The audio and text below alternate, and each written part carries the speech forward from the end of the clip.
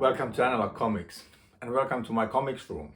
The bit you saw in the beginning was a quick tour of the whole room, and so this is also, as you saw, there's a bed, so in case you stay in my house for a night, you'll be sleeping among the comics basically. The reason why I'm doing this comics collection tour is that I feel it gives a bit more identity to the channel also. When you see what I am reading and collecting in a larger picture, you understand more the angle where I'm coming from to the comics. But a word of warning, if you have a really high OCD and you want to have everything in tight order in a collection and you want to see tidy shelves and books and all that, this is going to hurt you. You see, what you're going to see is a mess. Originally, I didn't have this much space for my comics. I just had few shelves on the wall, and they were basically just planks on the wall without endings. I don't mean that they were infinite.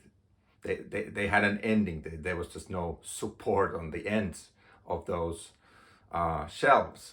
So I had all my comics in this type of boxes, and I wrote down with the really little handwriting what's in each of these boxes. But that limited the amount I could collect a lot.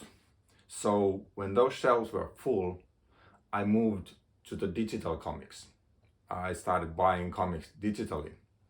And to be honest, I don't really like that. It feels like I'm not buying anything. Yeah, I got to read some stuff that is not printed, but it's not the same experience as the physical books. That's why this channel is called Analog Comics. That's the wordplay. Digital versus the analog. But then some things were moved around in the house, and I got to myself this cabinet. It's originally a cabinet for clothing, but I was happy to get it because suddenly I had so much extra space and I could start buying again the physical copies of the comics. But then I ran out of space in here also. Then something wonderful happened. I got more space. I have 2 more cabinets just there in a few meters from here, and they're quite new. So now I have much more space. So what I have done now is I emptied some of the stuff here to the 2 new cabinets, meaning that there is some empty space here. There is quite a lot of empty space there. And this is quite recent in a way, so everything's still not where it's supposed to be. I've been moving stuff around and trying to find the right way to set the comics on the shelves, the logic of them. So what you're going to see is very much work in process. I tried to do this ready before doing this video, but then I gave up. Maybe you can give me some ideas, but at least there's a lot of space, so at the moment I have the luxury of leaving the stuff wherever, and they're okay. But if you're one of those people who want to see very tidy collections and everything in its correct place, embrace yourself. You're going to see very much a work in process. So, but this is also going to be fun for me because maybe in 1 year time I look back on the video and I see, I made some progress, possibly. Or then everything is as messy as it's now. And as I mentioned, this cabinet was originally meant for clothing. It was just blank white. Then I got it to myself for the comics, but since you can't see the comics, it was just boring white cabinet. So I decided to tape it. And what better way to do it than put a Death Star on it? So that's what I call it. This is my Death Star. And it's in 3 sections. And what I'm going to do now is I'm going to show you 1 section in each video. So this is going to be 3 parts. Then I guess the 4th part will be both of the cabinets right there, because there's much less stuff there. So that'll be quick, easy peasy thing. Let's get started. I will start with this one first. Let's open the first cabinet. There's another surprise here because also the insides of the cabinets are taped. Just wanted to give them a bit more identity, I guess. And this is from the Sandman overture. It just fit the shape of it fit the door so well. What I'm going to do now is I'll start from the top shelf and then come down, and because it's so high I need a chair to be able to show you what's in there. We are now at the top shelf. There are 6 shelves in this third of the Death Star, and this is the top shelf, and many of the books here are here because they don't necessarily fit anywhere else as they are so tall. Sometimes you just come across books that are really tall, hard to fit anywhere else. Okay, let's start from here. This is Oumpah-Pah, which is the Finnish version of Bone by Jeff Smith. Black and white, and looks like someone has been eating when reading it, and that's my son. I bought this series in Finnish for my son as I already have this in English, but my son, he saw it and wanted to read it also, and he was so small then that it needed to be in Finnish, and I wanted to support his reading skills in any form. Now I am planning to sell this away as I'm content with just having the English version. Next here is 2 books by Morvan as a writer. He is the reason I bought these, as Morvan is also the author for Silage or Wake in English. I made a video about that Wake series also, if you want to check it out. But so this is the same writer, and in fact in both of these books the artist is the same. It's called Bengal. And the first one, Naja, is a story of this girl who doesn't feel anything. She's an assassin. She doesn't feel pain or any feelings, which I guess is plus side if you decide to be an assassin. And then it's very manga influenced style, although the artist is French. Then there's another by the same duo, Morvan and Bengal, called Mecha. It's about these 2 pilots of this massive mech. It falls into the city after the battle, and after that they have to kind of face the consequences of their actions at the street level and see the life from different perspective. Both enjoyable and it's like these are one of my kind of soft steps into the world of manga, so to speak, because there was a time when I didn't like manga at all. So these have been my stepping stones into that world. Then a Finnish comic. It's by Oumpah-Pah. This is a popular strip in a magazine, like newspapers, Vivi and Wagner. The Years of a Pig. Vivi is the girl in the couple. Wagner is pig, and he is I guess the embodiment of all men at their worst. And it just shows the stupid things men do, think, or or not do in relationships. And it's kind of an adorable couple. Vivi she just kind of, I don't know how she managed to last in this thing, but funny, well-written strips, and this I've gotten as a present. And the next one is also by Finnish author Ville Tietäväinen. He also draws this Invisible Hands. It tells the story, I guess a tragical story of Rashid, who is kicked out of work, and he decides to take the difficult and dangerous journey to Spain, where he is promised better life, more money, so that he can support his family back in Morocco.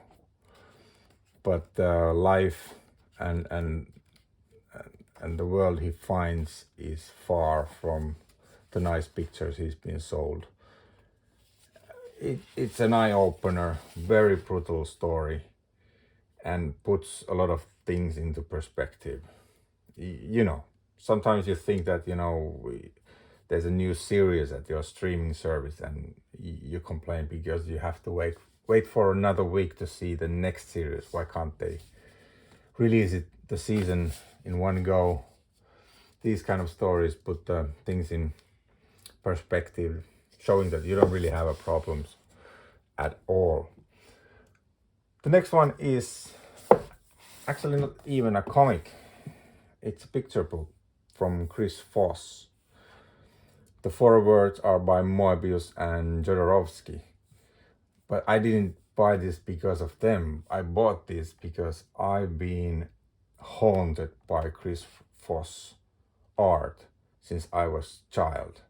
And it's a fun thing that my favorite artist Moebius is also being hooked by the same thing. He has been doing covers for those 70s, maybe 80s sci-fi books, and he draws machines. Mostly he is known for his spaceships. And these ships always made me feel like there is a larger world around them, that, you know, there's something else than what we just see in the frame. And they always, my imagination got wild when I was thinking, you know, what is this ship? What is the story in the picture? How would it look inside all these different strange looking colorful ships? Beautiful stuff. Next one is Drowned Town by Robbie Morrison and Tim Murray. Drowned Town, it says book 1, but I have never seen book 2. And I don't know why, because when you look inside, the art is absolutely fabulous. Like here you can see the world on top of the water. Well, it's a drowned town, so there's a London Big Ben and it's underwater. But the way he draws the world on top of the water and under it, this type of art, it just makes me stop and stare at every panel, all the details. Very well done.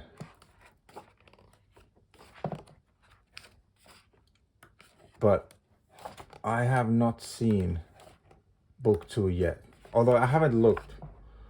At least this year I haven't looked for it. Maybe there is another one out. I have to see. I hope so. Then Keeper of the Mazer series by Fred Sato.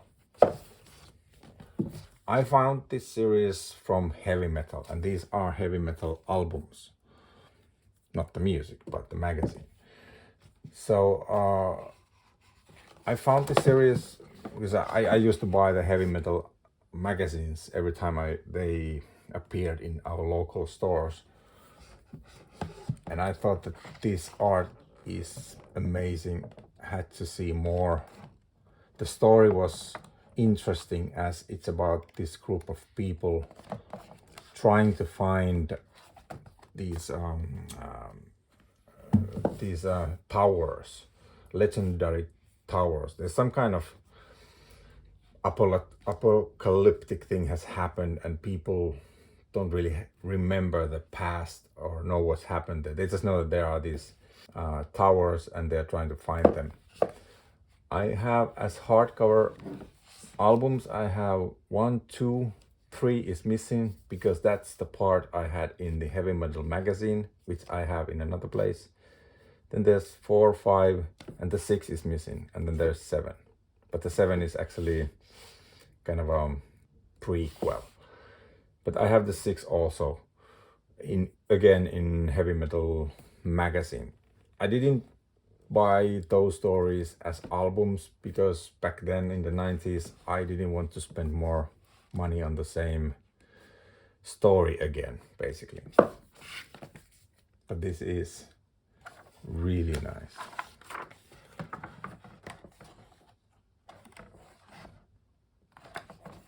Showing you randomly some pages here.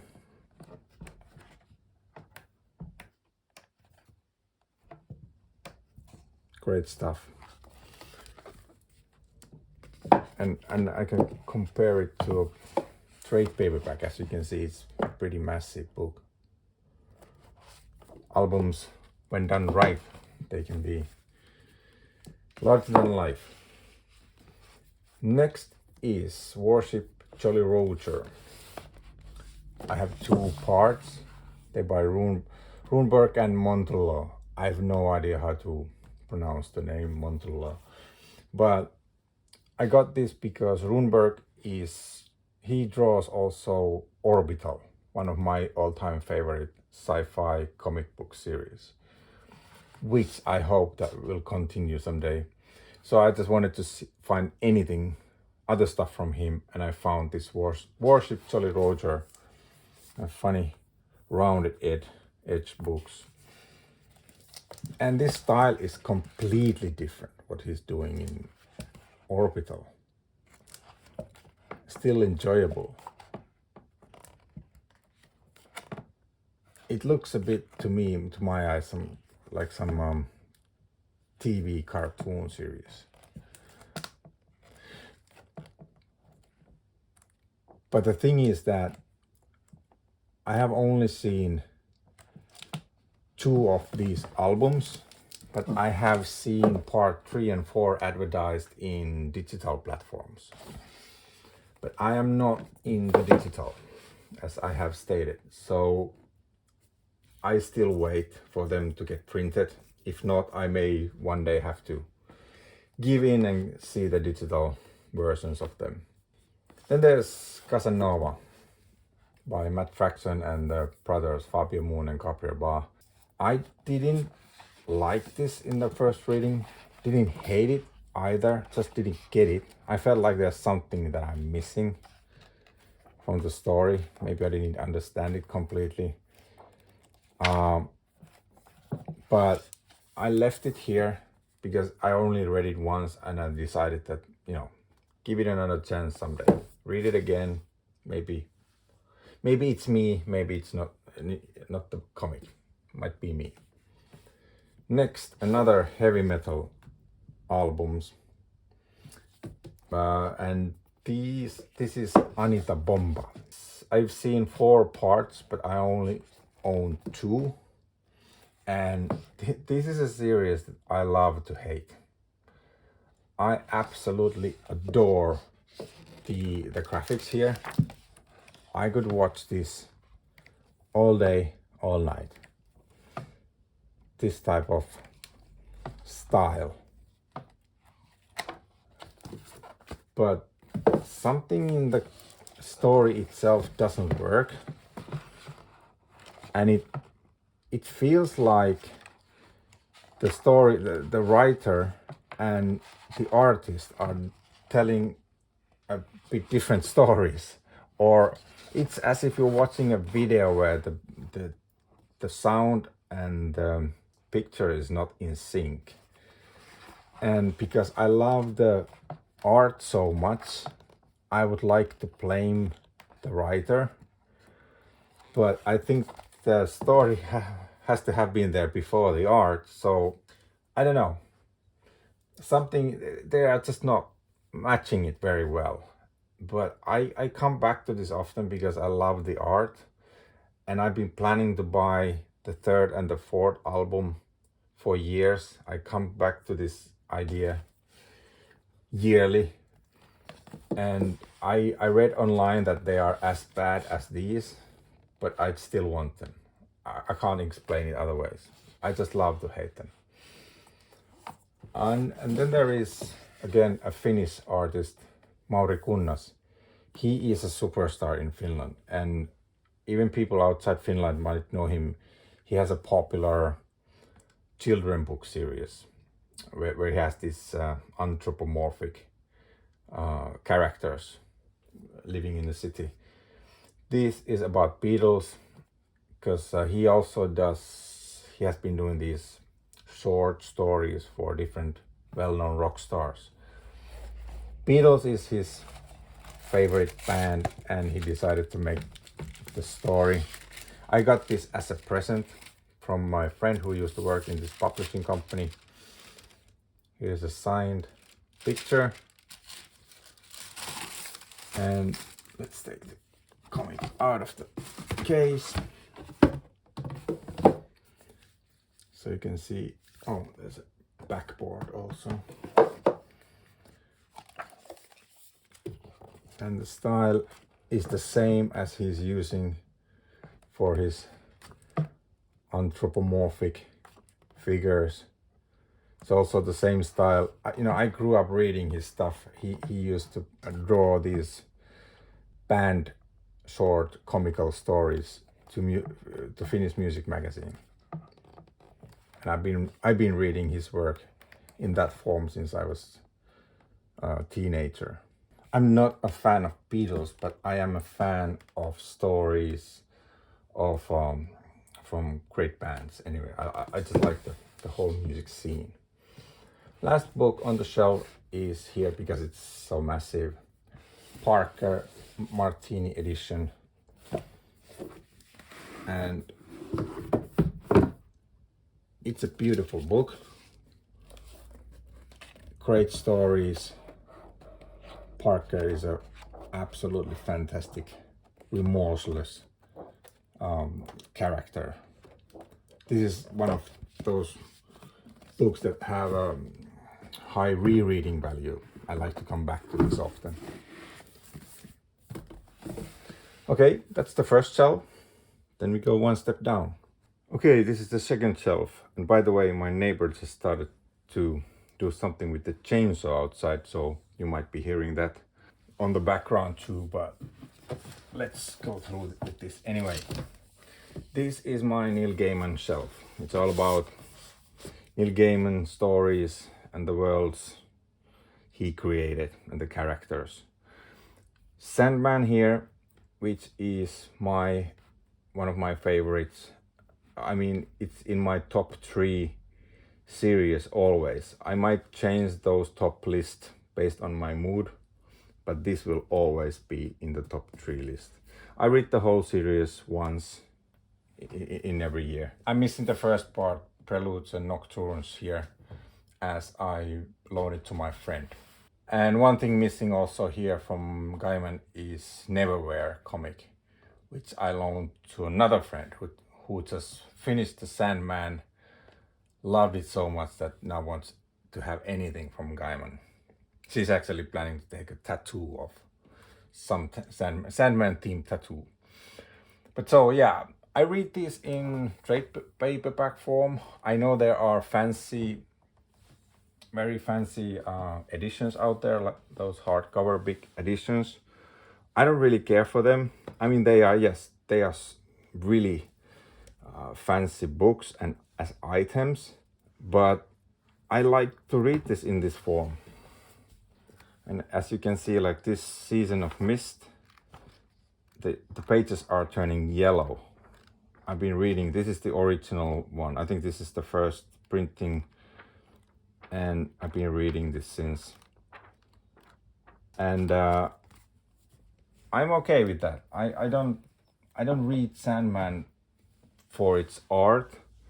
of course it needs the art, but this is enough for the size. I don't get anything more out of it if it's made bigger. And also this is, for me, the trade paperbacks are much more easier to read than massive books. So I'm a collector of stories, not books. Having said that, there are case sensitive things where I think the other way. Like here is the Sandman Overture. In this one, the art is so mind-blowingly, I mean, it's so creative. It's almost over the top, like too much. But here, the larger size, kind of European album size in a way, it really works in favor of the book and the stories. Yes, so here are the 3 books: The Endless Nights, Dream Hunters, the Death spin-offs that came. Then I bought some books that are in the same universe but not written by Gaiman, like Thessaly, Furies. I mean, they're okay, but nothing special. Not sure if I'm going to keep them. The Book of Magic, this one I like. Then there's Eternals by Gaiman. And then now they are publishing this Neil Gaiman library. This one I like a lot. It's his short stories that are now adapted into graphical form. And yeah, I like the stories. I like the artists in them. These are those big books that I warned. I just told you that I don't really care about, but art here is such that this actually benefits quite a lot by having larger pictures. Dust covers is another thing that I don't get. I mean, if I want to keep this in good condition, so when I read it, I'll take it off anyway.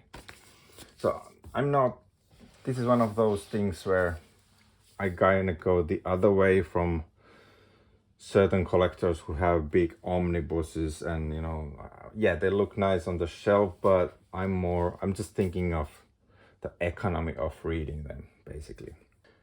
And then last books on the shelf are Lucifer, not by Gaiman, but it is the Lucifer from the Sandman series by Mike Carey. And this is also good. I really love this, the whole series. I have read this maybe 4 or 5 times, and it has one of the best covers ever in any comics by Christopher Muller. Absolutely gorgeous stuff. I was skeptical going into this, as I thought that I'm thinking that Gaiman is the heart of the Sandman universe, and it's just one of those things that if you bring another writer into it, it never really works the same way. And it even if they are good, they kind of compare to too high standards. But Lucifer was its own thing and it worked really well. And then we go one more down. This shelf here has a theme, and it's called Renè Goscinny. He is my favorite. Maybe I actually consider him to be the best comic book writer ever.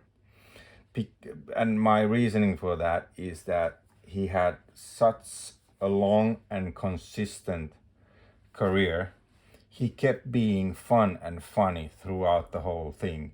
And he was fun and funny with so many different characters, but also with so many different artists. Everything he touched was usually better than what was done before in that series.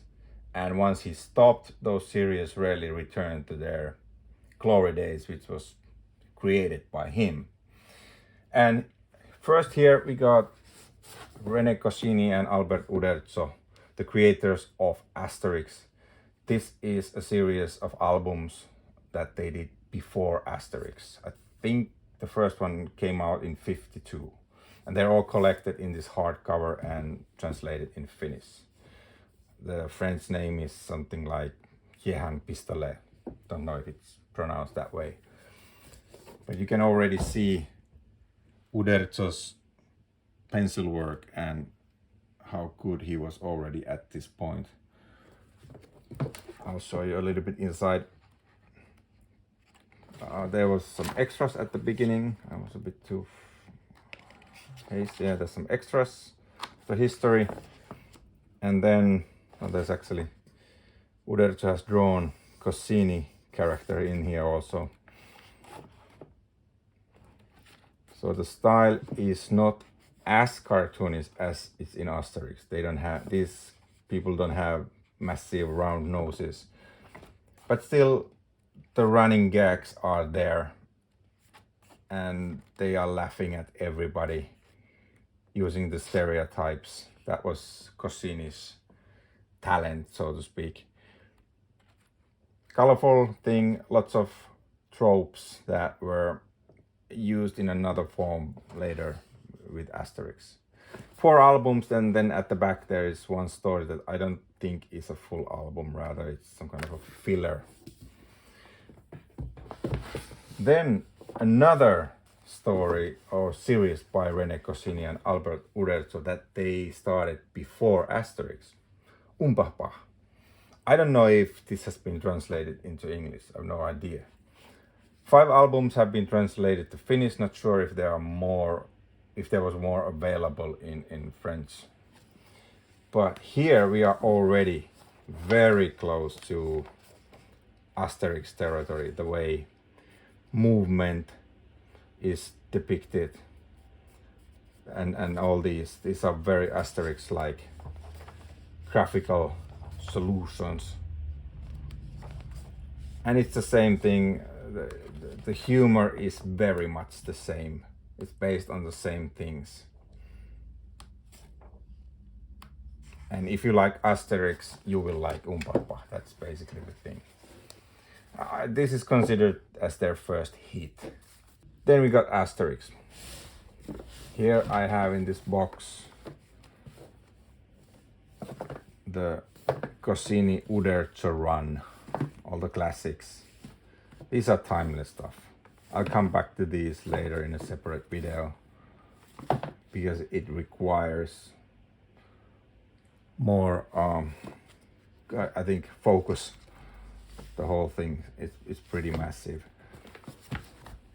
And after Goscinny died, Uderzo continued to do Asterix alone. I have those stories also here.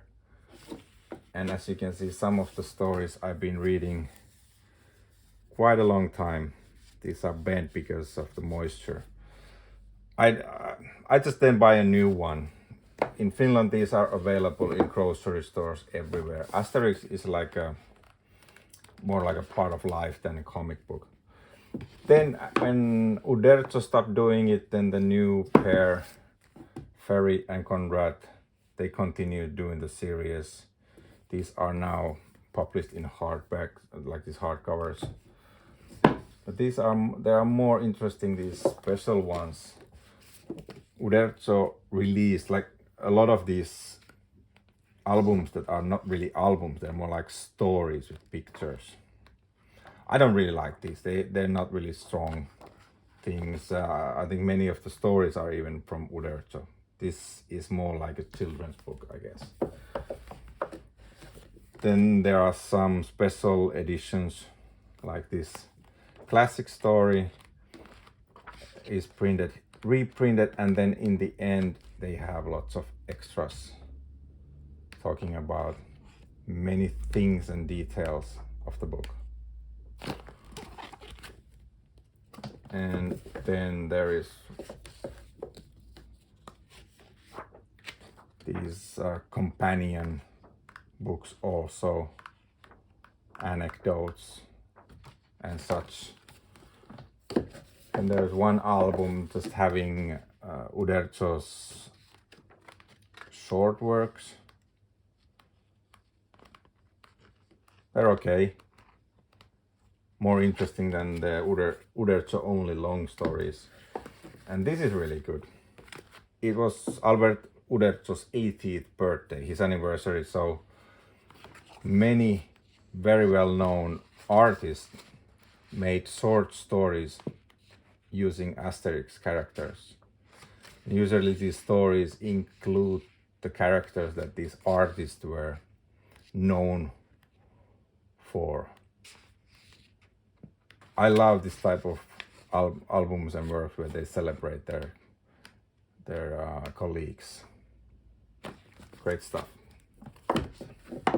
And after Asterix we got Ahmed Ahne, which is in English Iznogoud.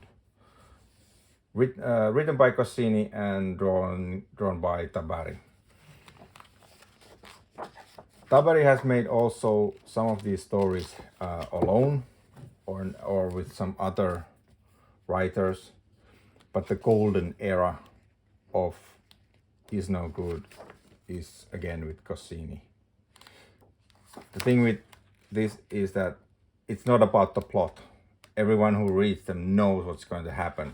Iznogoud is trying to get rid of the ruler to get his place, and the whole plot is to see how he will fail, because he will fail. And that is the running gag in the whole series. The whole series is basically just a running gag, repeating itself. It's like a loop of errors. Oh, where is it? There we go. Then we got Lucky Luke, also written by Goscinny, drawn by Morris. But because I have even more of that on the next cell, let's go there. And here I have most of my Lucky Luke, the man who shoots faster than his shadow. All the classic stories here. I think it was 55 when Morris asked Goscinny to write 2 the scripts. So this has been running for a long time. He did something before Goscinny. I have those albums too. They're also graphically very different looking. But Goscinny, he brought the Daltons and the most stupid dog in the world, the classic characters, into these stories. And it's considered to be the golden age of Lucky Luke. There has been other people doing Lucky Luke after Goscinny left. I have some of those too, but I don't feel that the magic is there anymore. But here is an exception. Matthew Bonhomme did this kind of a reboot of Lucky Luke with very different style. This is actually already the second part. There was another one also. I just bought it. I haven't read it. That's why it's not here. It's not officially part of my collection until I have read it. It's in the waiting pile. You'll see that later. But Matthew Bonhomme really made I think this is a good idea. It's more adult, I guess. The writing is more adult. The characters are less cartoony, though still recognizably cartoony. And the story uses, it's a bit like Love Letter to Lucky Luke. It uses a lot of characters from the classic stories. Like this one has Josh Yamon and his gang.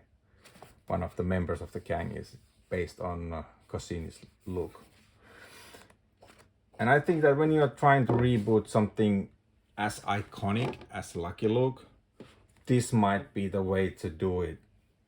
Like something completely different than trying to copy what was done before. Because it's very hard to copy. It's actually harder to copy the writing than the pictures. You can always copy somewhat the style of some artist, but you can't get into the minds of the writers. So I'm following this series very closely. Then there's Scalped, and I guess it has always been on this shelf and everything else been moving around, but maybe the connection would be that they got Native Americans in both of these, Lucky Luke and Scalped. However, Scalped is a tragedy. It's rarely that you come across a story that is as tragedy as this one. I mean, it goes downhill for every character from the first panel, and it just keeps getting worse. But it's a good story. It got me hooked. There was this kind of a mystery running behind there from the past they needed to solve, and then new problems in the reservoir that where this happened. They're building a casino over there, and around the casino there's all kind of shady things going on. I bought the first one as a deluxe edition. It was almost an accident, so I decided to go all the way, and it's been good. I really like this. Okay, then we jump one more down. Next here are books by Hermann. Absolute fantastic artist. His style is, well, is pretty much perfect. Very easy to like what he's doing here. Art, colors, everything. The only problem is the stories. I feel like someone else should write for me. And well, I have actually stories that are done by him and someone else wrote them, and they are better. Then I have Humanoid's book, Shanghai Dream. Story of this couple at the eve of the Second World War, running from Nazis to Asia, and it's their life story. Then Daytripper. Everyone knows Daytripper. Fabio Moon, Gabriel Ba, masterpiece. And I've read this a lot and many times. The reason why this looks brand new is because it is, I think this might be my 5th or 6th Daytripper. The thing is that I give this away as a gift for my friends. That's the reason why I'll never buy the more expensive hardcover versions, because I know that I'll be probably giving this away again. I do that the first time whenever I see opportunity to give it to someone, I do that. And this section here is all about Valerian. And this holder here is all about those older Valerian books, the classics. But the thing about Valerian, the Messier Christine masterpiece, is that it's very influential, highly influential in European comics scene, but not all of it is really good.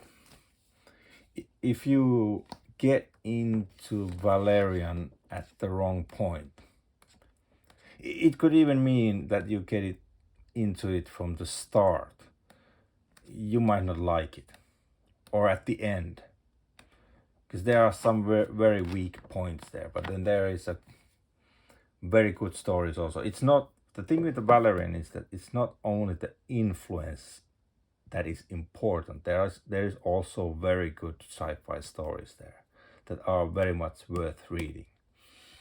And it's one of those things that I would like to explain someday in a video in more detail, because of the continuity within the books, it's not quite easy to understand if you just step in somewhere. So I might do some explanation video later. Well, this is a good one. It's by Cinebook. Valerian is, of course, Christine and Messier duo did the Valerian, but now that they don't do it anymore, there has been two other Valerians. This is one of them, by Lupano and Laffrey. Shingus Inc. Shingus are these greedy alien characters. This is a great stuff. I was so happily surprised by this. The art is nothing like in the original Valerian. This is more updated, more, I guess, more realistic in a way, less cartoony. This is a love letter to Valerian. The story is self-contained, and it kind of hints to many classical Valerian stories. But if you look at the art, it's amazing. I can't, you know, I'm lost for words. This is absolutely fabulous stuff. So they are doing this really seriously. It feels like they put a lot of effort into this. The whole they know, reading this, you know that these guys know the whole history, everything about the original series, and they are trying hard to make it good. I would love to see this pair continue the Valerian in this updated form, even bring up the stories to these times. Then I have Foreign Ministry. It's I think it's a French foreign ministry. It's like a political humor book about how decisions and politics are made. It was kind of light reading, but enjoyable. There's a second part also available this, and I might be getting that too. Next one I have Brief History of Time by Stephen Hawking. And it's not even a comic book. This is the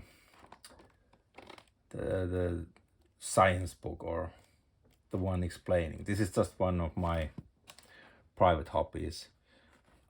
Space, universe, life, and everything. Very difficult concepts when you get to the Stephen Hawking section of that thing, and so I need books that dumb things down for me. Next, I Killed Adolf Hitler by Jason.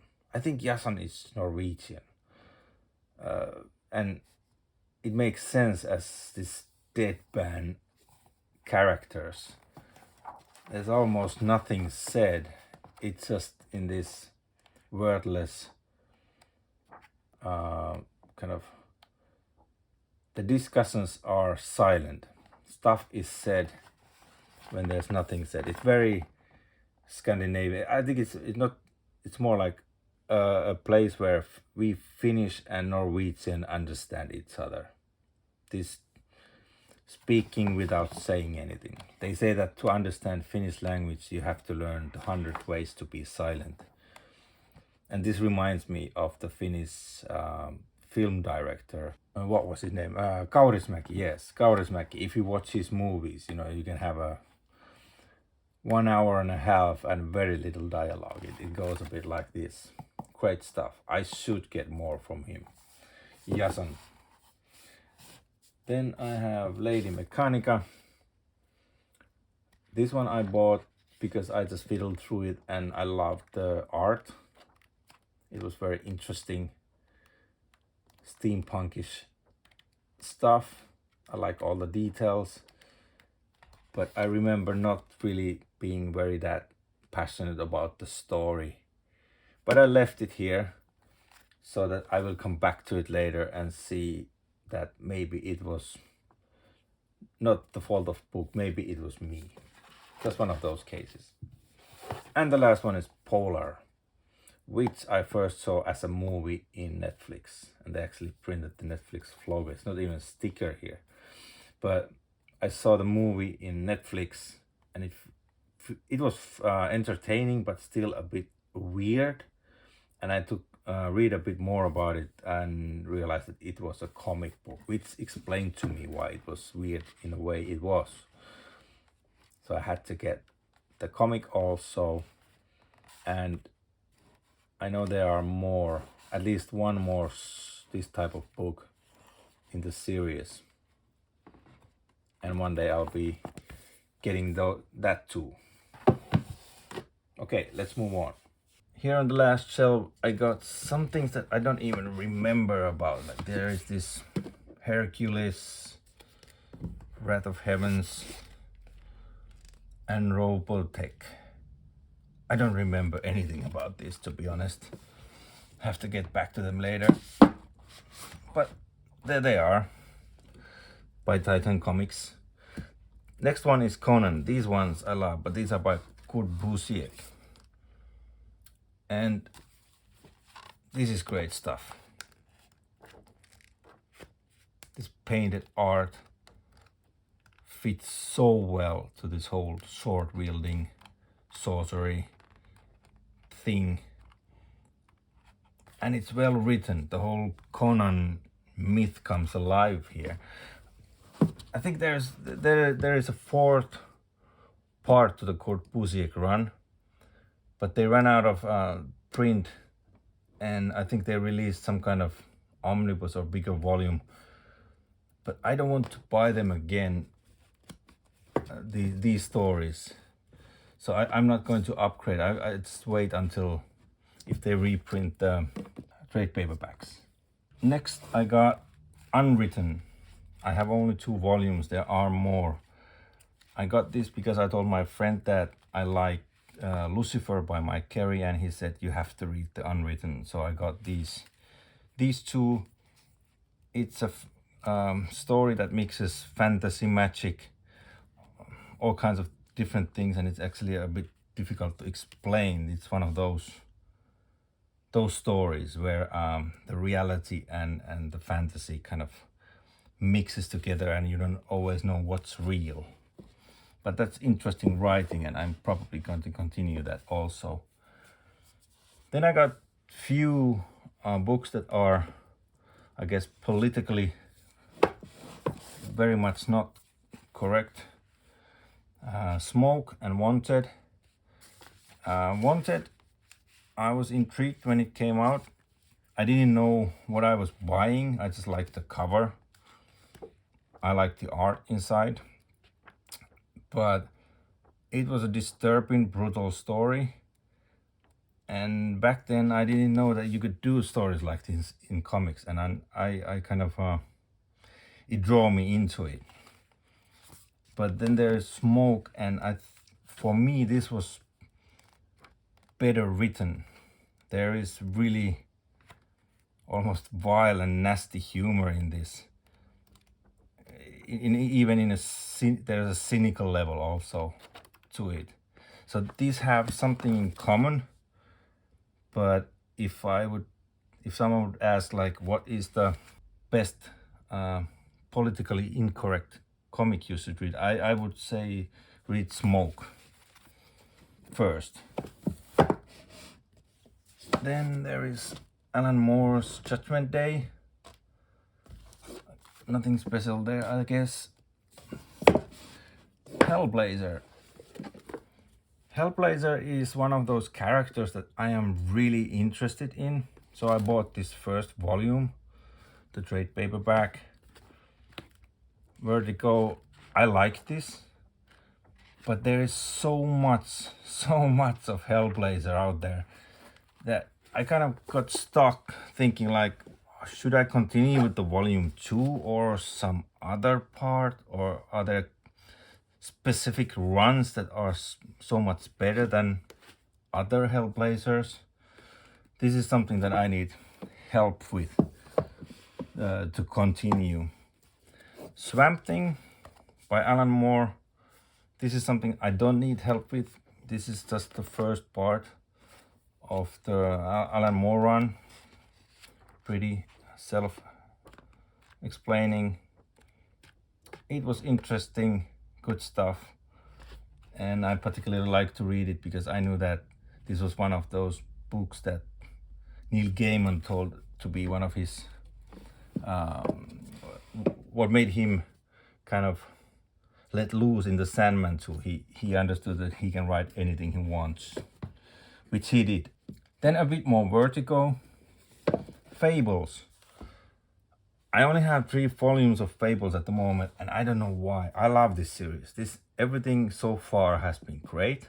But oh yeah, they ran out of the trade paperbacks.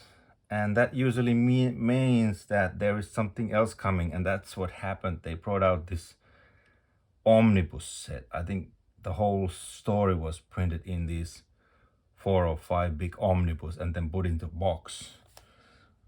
But I like the trade paperbacks. I'd like to have more of them. I've seen those hardcover deluxe editions also. That might be one format that I could swap into, because I only have 3 of them at the moment. And there's so much stuff in this series that I have a lot more to go. Then I have some strange books in this. Let's see. Shock Rockets by Kurt Busiek. Finnish, Gone with the Blast Wave. This is a funny one. These are really dark humor, Finnish dark humor stories from apocalyptic world, radiation and everything. They are living under threat of nuclear threat, and so I bought it also as it was available in digital also, but I wanted to support the artist. Few Sanctum albums, hardcovers. Then this old series, it's called Man of Adventure. Some Peking story and the Great Zulu War. Old stories made into comic form. It's an old series also. And Martha Washington Saves the World. I remember reading this and not really liking it, or really not getting anything out of it. And then a small funny strip by Jim Medic of Robot Man. It's just these short strips of this alien robot man living in a family. Okay, then back. Okay, the last ones that are still officially part of my collection are by Smolderen and Marini. The Gypsy collection. I have it actually one album here of it. I'll show you the style. It is one of album.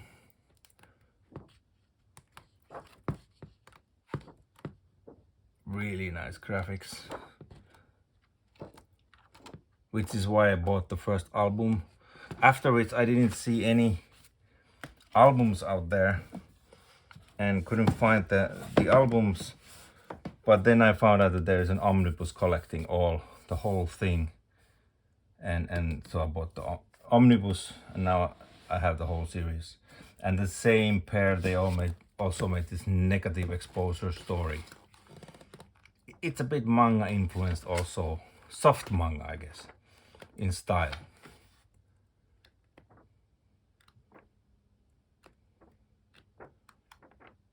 Fast-paced story, but I like the Gypsy more. The rest here is something that I'm going to sell away. Neil Gaiman's Forbidden Brides, I sell it away because it's also included in this Neil Gaiman library that I showed earlier. Then all this Sandman universe, quite newish thing that they released, trying to expand the Sandman universe. I really tried. I have several Lucifers here, House of Whispers, Book of Magic, The Dreaming. I can't get into this. I mean, it's not even bad. If they would be some other world than Sandman, I might even keep them. But since they're not, I'm too close to the Sandman, that's it. I realized after all these that, okay, Sandman is just too important for me. I'll skip all these efforts to widen the world without Gaiman being the writer. And it's okay. I can live without this. There's a gazillion other comics in the world that I can spend my money on and time on. So I'm selling these away. Then I have hardcover collections of different types of collections of Donald Duck, Carbark stuff and all that. It's only because I have these in my other car bars collections already. Donald Duck is collected in so many formats in Finland. They do these kind of anthologies, well, not yearly, but so often. And I think I bought them for my son when he was small, just to keep him quiet when we were driving somewhere. But now they are just double dipping, basically. I have these stories in other books already. And the last two are that I'm selling away is Asterix, because I found that I have two of these. And the Gypsy album that is included in the omnibus also. So that was the one third of my Death Star. Thanks for watching, and I hope you come back for the next part when I open the door in the middle.